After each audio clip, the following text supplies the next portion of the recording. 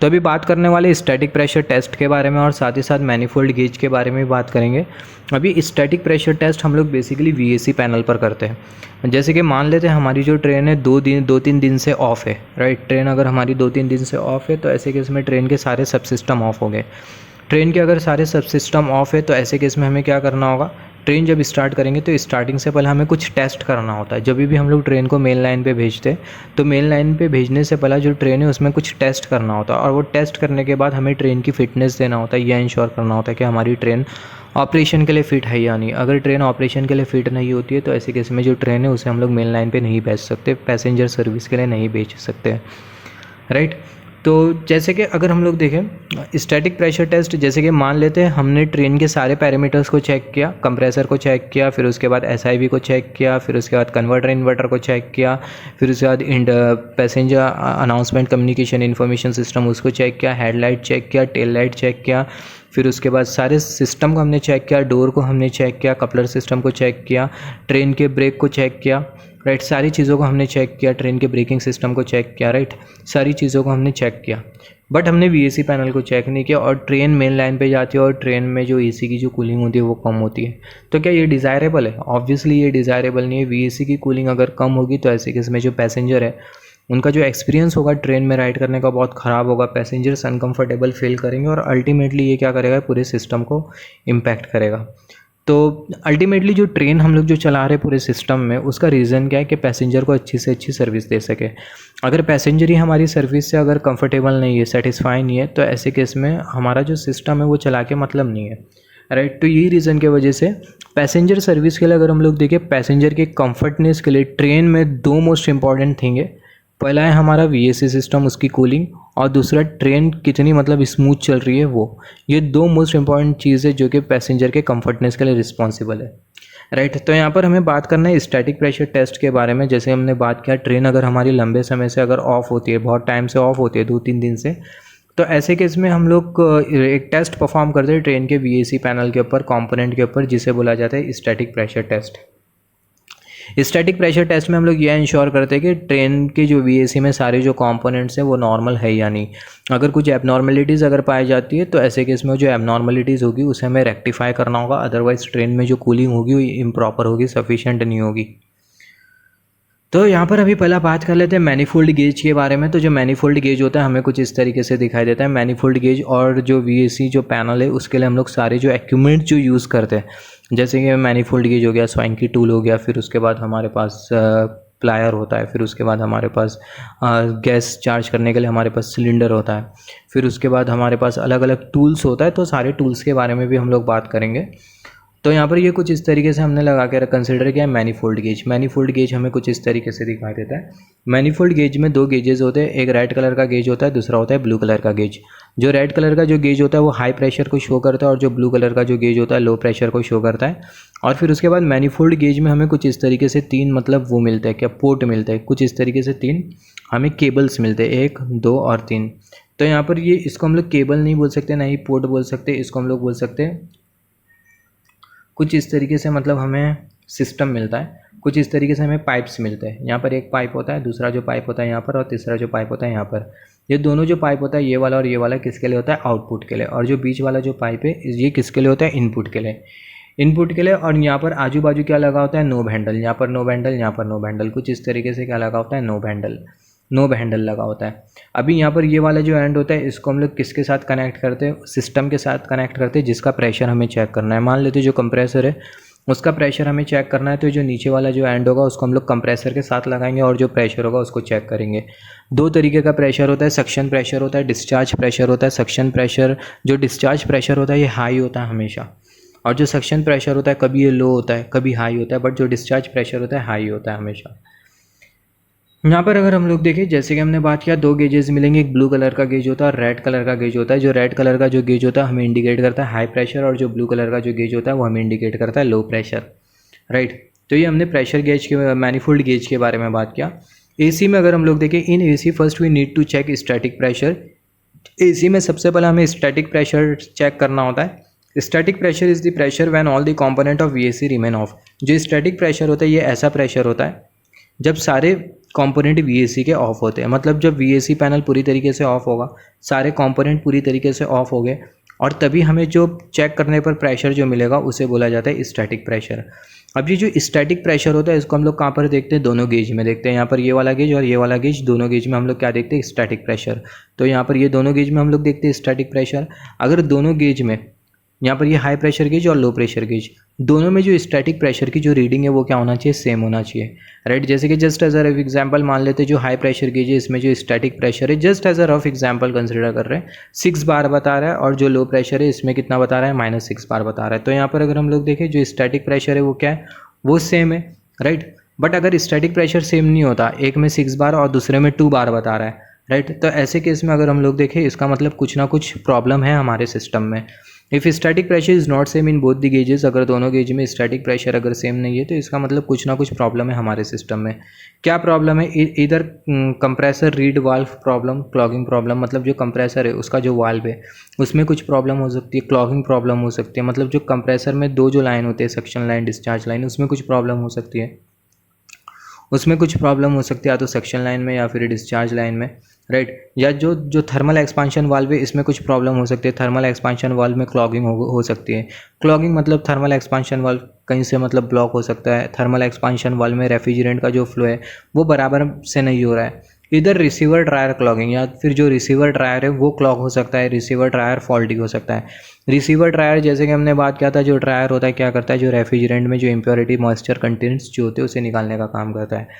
तो static pressure दोनों gauges में अगर हमें सेम नहीं बताता है तो इसका मतलब जो कंप्रेसर है उसका जो क्लॉगिंग वाल्व है, या फिर बोल सकते हैं सक्शन लाइन, डिस्चार्ज लाइन, उसमें कुछ ना कुछ प्रॉब्लम है, या तो थर्मल एक्सपांशन वाल्व में कुछ ना कुछ प्रॉब्लम है, या फिर जो रिसीवर जो ड्रायर है उसमें कुछ ना कुछ प्रॉब्लम है, clogging issue. Note if static pressure in both the gauges are same, अगर दोनों गेजेस में स्टैटिक प्रेशर अगर सेम होता है then it means VAC system has enough gas which can turn on the compressor, right. अभी यहाँ पर अगर हम लोग देखें कंप्रेसर को टर्न ऑन करने के लिए सफिशिएंट गैस की रिक्वायरमेंट होती है। सफिशिएंट गैस अगर नहीं होगी तो ऐसे केस में कंप्रेसर बराबर से नहीं चलेगा, टर्न होगा नहीं। तो यहाँ पर तो हमने ये देखा, अगर स्टैटिक प्रेशर अगर सेम नहीं होता है दोनों गेजेस में, या तो कंप्रेसर में कुछ ना कुछ प्रॉब्लम है, रीड वाल्व में प्रॉब्लम है, या तो थर्मल एक्सपांशन वाल्व में कुछ ना कुछ क्लॉगिंग है, या फिर जो रिसीवर ड्रायर है उसमें कुछ ना कुछ क्लॉगिंग है। बट स्टैटिक प्रेशर दोनों गेजेस में अगर सेम बताता है तो इसका मतलब क्या है कि जो हमारा जो वीएसी सिस्टम है उसमें इनफ गैस है, इनफ रेफ्रिजरेंट है, जिसके वजह से हमारा जो कंप्रेसर है वो क्या हो सकता है, आसानी से टर्न ऑन हो सकता है। Static pressure does not show full charge, एक और एक चीज़ जो स्टैटिक प्रेशर है वो कभी फुल चार्ज नहीं बताता कि हमारा सिस्टम फुल चार्ज है या नहीं, वो नहीं बताता स्टैटिक प्रेशर। अगर स्टैटिक प्रेशर अगर बहुत हाई होता है तो ऐसे केस में अगर हम लोग देखें system is over charge, system refrigerator जो सिस्टम है वो क्या है, वो है ओवर चार्ज है। मतलब अगर हम लोग देखें, राइट, जो सिस्टम है वो हमारा क्या है, वो है over charge. Just hold on.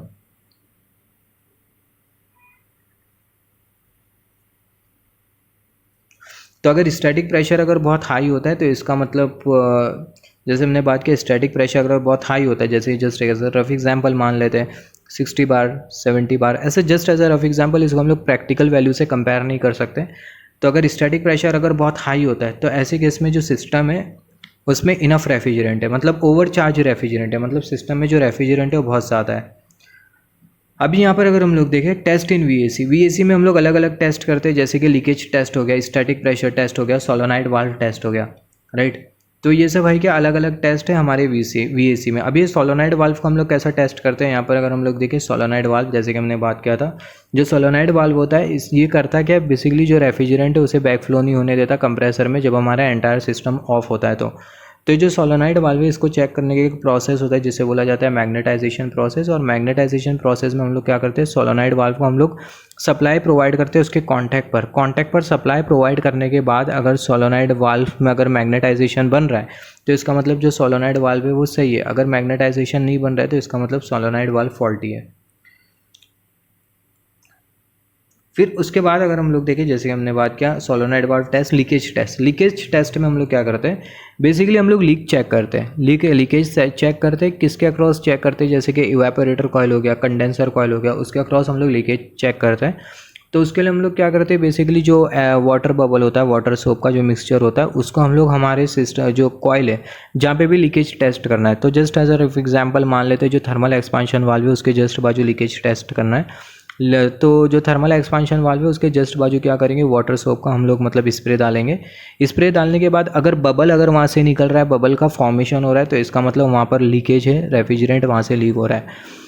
अगर वहाँ से बबल अगर फॉर्म नहीं हो रहा है, वाटर सोप का मिक्सचर डालने पर बबल फॉर्म नहीं हो रहा है, तो इसका मतलब कोई लीकेज नहीं है। और जैसे हमने बात किया स्टैटिक प्रेशर टेस्ट में, अगर स्टैटिक प्रेशर अगर दोनों गेज में अगर सेम नहीं है तो इसका मतलब कुछ ना कुछ प्रॉब्लम है हमारे सिस्टम में। और अगर स्टैटिक प्रेशर अगर बहुत हाई बता रहा है तो इसका मतलब हमारे सिस्टम में ओवर रेफ्रिजरेंट है, राइट।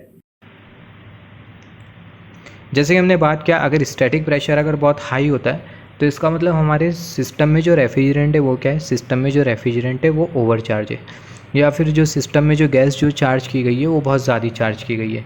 इसको इंश्योर करने का एक तरीका होता है, जो कंडेंसर कॉइल है उस पर हम लोग क्या डालेंगे, पानी डालेंगे। कंडेंसर कॉइल पर पानी डालने के बाद अगर स्टैटिक प्रेशर अगर ड्रॉप डाउन हो जाता है, मतलब जो गेजेस की जो रीडिंग है वो कम होने लग जाती है, तो इसका मतलब हमारा डेफिनेटली जो सिस्टम है उसमें ओवर चार्ज रेफ्रिजरेंट है, मतलब उसमें ज़्यादा रेफ्रिजरेंट को चार्ज करके रखा गया है।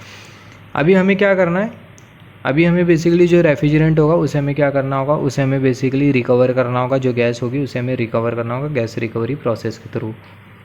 अभी एक केस कंसिडर कर लेते हैं, मान लेते हैं हमारे सिस्टम में जो रेफ्रिजरेंट है वो क्या है, वो कंटेमिनेटेड है।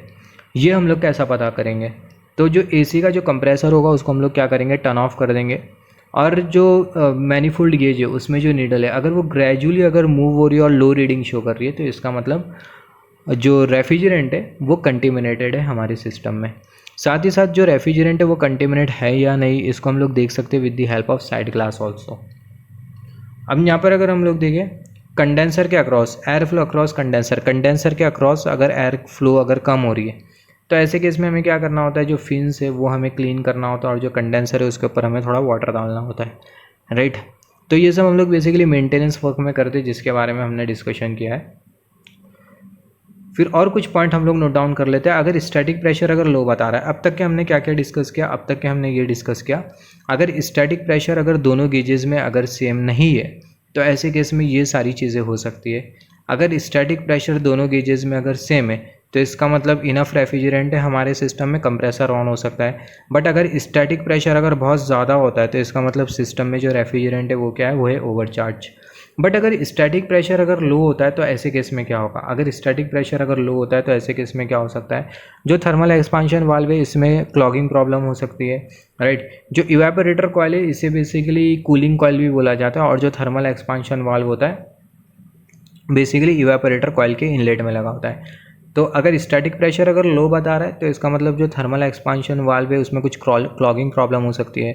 जो इवेपोरेटर कॉइल है उसमें भी कुछ क्लॉगिंग प्रॉब्लम हो सकती है, राइट, कुछ ब्लॉकिंग प्रॉब्लम हो सकती है। तो यही रीज़न की वजह से जो स्टैटिक प्रेशर है वो लो बता रहा होता है। सिमिलरली जो रिसीवर जो ड्रायर होता है जो क्या करता है, बेसिकली जो फिल्टर ड्रायर होता है ये क्या करता है, जो मॉइस्चर और जो कंटेमिनेंट्स होता है उसे फ़िल्टर करने का काम करता है हमारे सिस्टम में। जैसे कि हमने बात किया था, रेफ्रिजरेंट जो होता है उसे फ़िल्टर करने का काम करता है फिल्टर ड्रायर। रेफ्रिजरेंट में मॉइस्चर इम्प्योरिटीज़ अगर आ जाती है तो उसे फ़िल्टर करना अगर पड़ता है, तो उसे फ़िल्टर करने का काम कौन करता है, फिल्टर ड्रायर करता है। तो अगर स्टैटिक प्रेशर अगर बहुत लो बता रहा है तो इसका मतलब जो थर्मल एक्सपांशन वाल्व है वो क्या हो सकता है, क्लॉग्ड हो सकता है। जो इवेपोरेटर कॉइल है वो क्लॉग्ड हो सकती है, जो रिसीवर ड्रायर है वो क्लॉग्ड हो सकता है। यहाँ पर अगर स्टैटिक प्रेशर या फिर बोल सकते हैं जो लो प्रेशर गेज है अगर हमें लो रीडिंग बता रहा है तो इसका मतलब क्या है, लो रीडिंग मतलब नेगेटिव रीडिंग। यहाँ से हमने दो मोस्ट इंपॉर्टेंट पॉइंट डिस्कस किया। अगर स्टैटिक प्रेशर अगर बहुत हाई होता है तो ऐसे केस में क्या हो सकता है, और स्टैटिक प्रेशर अगर बहुत लो होता है, लो बता रहा है, तो इसका मतलब TX जो थर्मल एक्सपांशन वाल्व है उसमें क्लॉगिंग इशू हो सकता है, इवेपोरेटर कॉइल में हो सकता है, फिल्टर ड्रायर में क्लॉगिंग इशू हो सकता है। अभी जो लो प्रेशर गेज है अगर वो लो रीडिंग बता रहा है, नेगेटिव रीडिंग बता रहा है, तो इसका मतलब क्या है, जो रेफ्रिजरेंट है उसमें क्या हो सकता है, पानी हो सकता है। जो रिसीवर ड्रायर है वो क्या हो सकता है, फॉल्टी हो सकता है। तो टू मोस्ट इंपॉर्टेंट थिंग है, लो प्रेशर गेज अगर हमें बहुत लो रीडिंग बता रहा है, नेगेटिव रीडिंग बता रहा है, जो ब्लू वाला जो गेज होता है लो प्रेशर गेज, अगर ये नेगेटिव रीडिंग बता रहा है तो इसका मतलब रेफ्रिजरेंट वाटर है, रेफ्रिजरेंट में रिसीवर ड्रायर फॉल्टी हो सकता है, right. Low pressure gauge very low reading, high pressure gauge very high reading.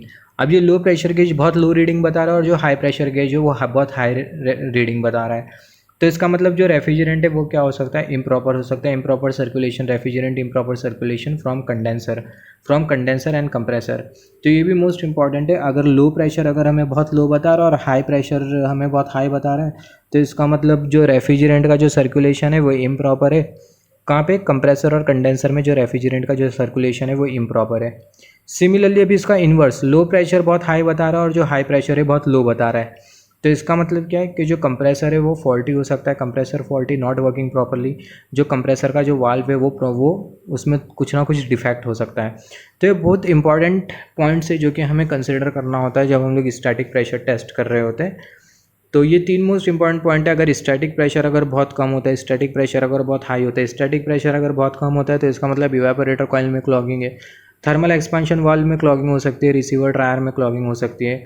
Low pressure gauge अगर हमें नेगेटिव रीडिंग बता रहा है तो रेफ्रिजरेंट में वाटर हो सकता है, रिसीवर ड्रायर फॉल्टी हो सकता है। लो प्रेशर गेज लो रीडिंग बता रहा है, high pressure gauge high reading बता रहा है, तो इसका मतलब रेफ्रिजरेंट का जो सर्कुलेशन है वो इम्प्रॉपर है, राइट। रेफ्रिजरेंट का जो सर्कुलेशन है वो इम्प्रॉपर है, जिसके वजह, और रेफ्रिजरेंट का सर्कुलेशन इम्प्रॉपर कहाँ पर है, कंप्रेसर और कंडेंसर में स्पेसिफिकली, जिसके वजह से जो लो प्रेशर गेज है बहुत लो रीडिंग बता रहा है, हाई प्रेशर गेज बहुत हाई रीडिंग बता रहा है। अभी low pressure gauge high reading बताता है और हाई प्रेशर गेज लो रीडिंग बताता है, तो इसका मतलब ये जो सिनेरियो है कंप्रेसर के साथ है, कंप्रेसर फॉल्टी हो सकता है, काम नहीं कर रहा हो बराबर, कंप्रेसर के वाल्व में कुछ प्रॉब्लम हो सकती है।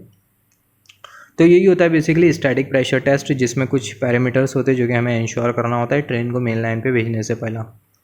और अगर कोई भी कंपोनेंट बराबर से काम नहीं कर रहे, रेफ्रिजरेंट का सर्कुलेशन इम्प्रॉपर हो रहा है, तो ऐसे केस में कूलिंग हमारे सिस्टम में बराबर नहीं होगी।